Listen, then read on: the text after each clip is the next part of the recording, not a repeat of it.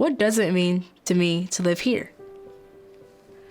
It means to me the sound of the old couple walking down the sidewalk, the pungent smell of food following the warm, cozy wind of Beaufort. While it takes me to a time me and my best friend would walk the street and talk about our lives when we're older, living together, drinking our coffee. The sound of the seawater waves against the old bridge, the feel of the water so warm like my hand is in a cover. The walk down Front Street. I can hear footsteps of an old lady with her dog. I can see kids playing. I can feel the warm sand under my feet. The sun setting, ready to hide away from the cool moon. The sun goes down. I can feel the minty moon air.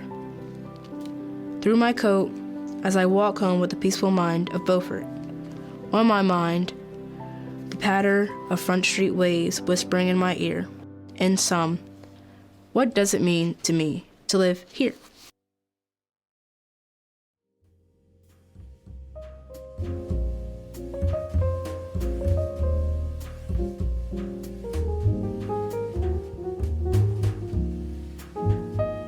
Welcome to Shoresides, a podcast where we explore coastal North Carolina's past, present, and future to promote community resilience. I'm your host, Akshay, and today we're exploring a local initiative here in Carteret County known as the Coastal Healing Project, a program designed to allow youth to make sense of their community through artistry. I sat down with Sarah Sloan, one of the co-founders of the program, to hear more about how they are empowering youth in the county. With Coastal Healing Project, we work with young people in Carteret County. We train them to produce their own stories and actually pay them to work with us. And those workshops, they're invited to workshops in which we train them in media, we train them in spoken word sometimes, and we train them in the art of the interview. And in every workshop, there's a theme, and the participants collaborate together to produce media that will be published by us.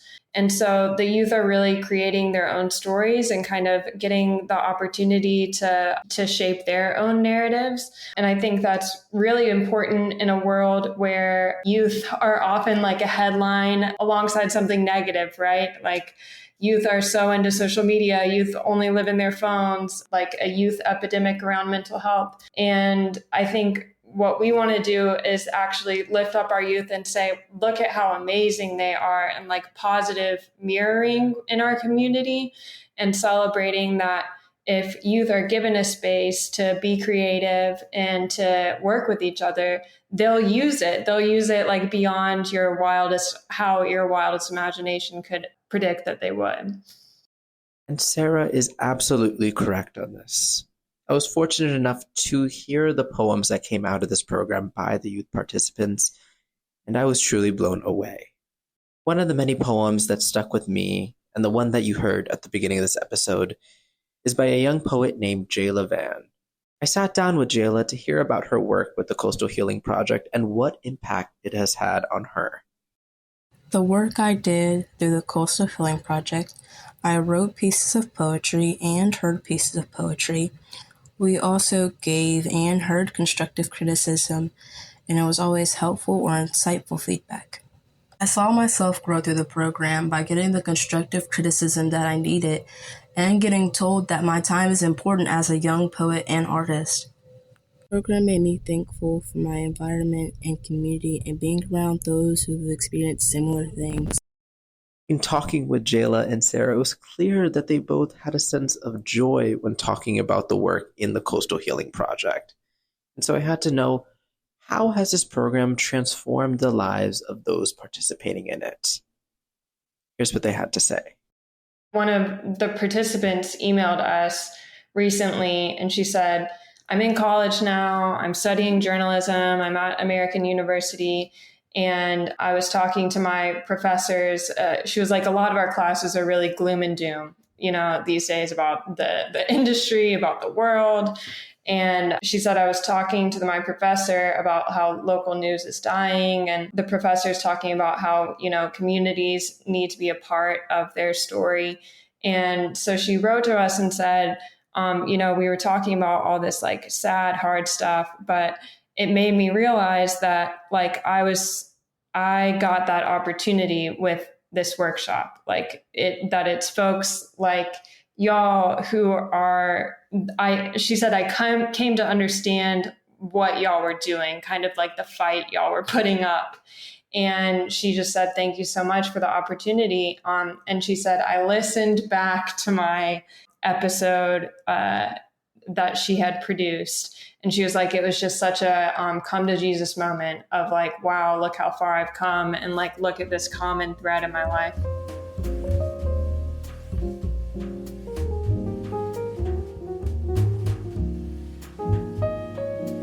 We had a parent have a similar reaction at a community screening. She listened to her daughter's piece that was from many years ago, and she started crying, and she said, I always like worried about raising my daughter here, about how is she doing here? And her daughter Cece talked about always a feeling of being embraced when walking around in Beaufort, and feeling like safe, and that she could always ask people for help, and like that people take care of each other here. I really hope to bring this art into adulthood and to really just bring it with me wherever I go, because it's really eye-opening and it can open your vocabulary and how you see things.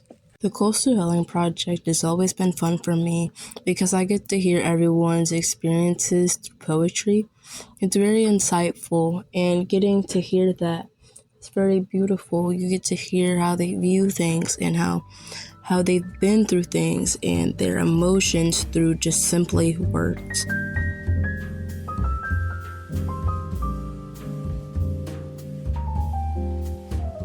Thank you so much for tuning into this episode of Shoresides. If you enjoyed what you listened to, be sure to visit our website at www.shoresides.org. Until next time, I'm your host, Akshay, reminding you to stay informed and stay involved. This episode was produced by Akshay Gokul. Special thanks to our guests, Sarah Sloan and Jaelah Vann. Our music is by Dennis Pavlov. For more stories on Coastal Carolina, visit our website at www.shoresides.org.